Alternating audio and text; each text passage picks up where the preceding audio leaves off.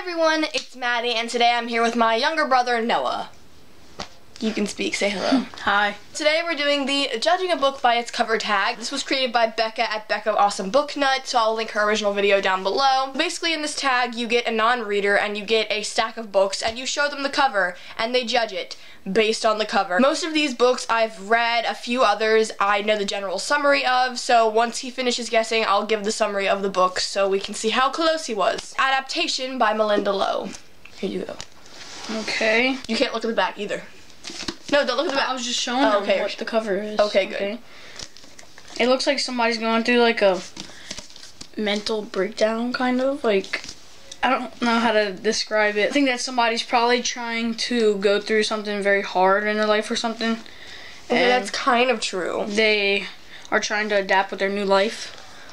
Like a new style of something was happening, like something changed. Like a big like, what's that word? A big, not something to overcome, like a big, a hoop to jump through? No. A big obstacle. Like a big obstacle or something. I don't know. Is that your final answer? Yes, I think so. People have been going through a final, obstacle and they have to adapt to something. Yep. Okay. Pretty close. Across the country, birds have been flying into airplanes and causing crashes, and so they think that it's a terrorist attack, and then the main character and her friend get into a car wreck, and they wake up in, like, Area 51 in a hospital. Like, their scars fade really quickly and other stuff like that. So they kind of have to go through this change because the birds are flying into everything. So you were pretty close with that. Good job, Noah. The Archived by Victoria Schwab. I read this book and reviewed it, so I'll link that down below as well. Wow. Face covers. Definitely a person. Yes, this book is about a person. With the key. Yeah. Maybe somebody's trying to find somebody's definitely trying to find some note, right? Yeah. For the for the climax. That's the problem, right? I would say so. They're trying to find something out about their life. Something's going on in their life. Something in their past, in their life, had happened. They're trying to find it out. Kind of. Look, and also you can read the taglines. Everybody has a story. Exactly. Everybody has a story. No, so but no, it's everybody has a story, not everybody. She's a detective and something happened and she's trying to find out what happened to it. She's not a detective. I'm done with this. Okay. This is about a girl who works in the archive, and basically she keeps tabs on dead bodies, and because these dead bodies are called histories and they have the histories of the people inside, so they're like memories. People are getting out of the archive, and so she has to put them back in. Some of these covers literally don't tell you anything. This cover has absolutely nothing to do with the book. Neither does this one, except for like the key. So I did really good for you. You did really good for the ugly face covers, yes. Don't Look Back by Jennifer L. Armentrout. Well, it's probably about somebody, like, some being murdered. You won't like what you find.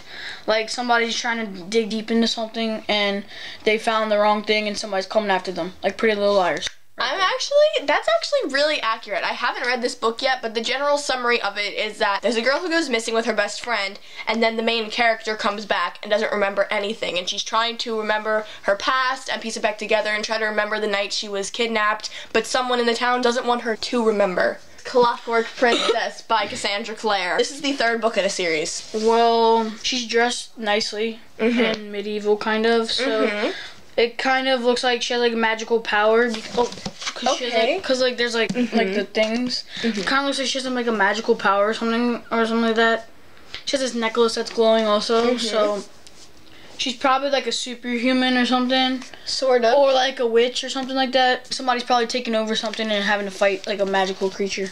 That's really, really close. And I don't want to say what she is because that's a major spoiler for this series, but you were super close to what's going on. There is a person who's trying to take over the Shadowhunter world. These are about Shadowhunters. It's a companion series to City of Bones, the movie you love to make fun of, and I'll make fun of with you. And then that's her Clockwork Angel necklace, which is actually the first book in this series, so it's in the 1800s, so you got right with like the medieval sort of time. Mockingbird by Catherine Erskine. Somebody looks like they're pouting by a tree. Yeah. So that's how you pronounce it. That's like what they have in the dictionary. Well, I was about to say it's like a young person then. Well, it is about a young person though. Alright, then it's about this is a middle grade book. A young person who, moving and insightful masterpiece. Extraordinary. I guess it's very touching in some sort of way. Like Well, as the thing she's pouting, maybe she's going through something that's very hard to overcome as a child. This book is about an autistic girl whose brother was killed, and it's basically her having to cope with his death and coping with him not being there anymore. To All the Boys I've Loved Before by Jenny Han. Well, basically, To All the Boys I've Loved Before is like a title that basically gives it away. Like, she loves boys or something, and she looks like she's writing something down, so she's probably like writing to them, the boys or something like that. I don't know. Or writing about them in a diary, like girls have like secret crushes and all that.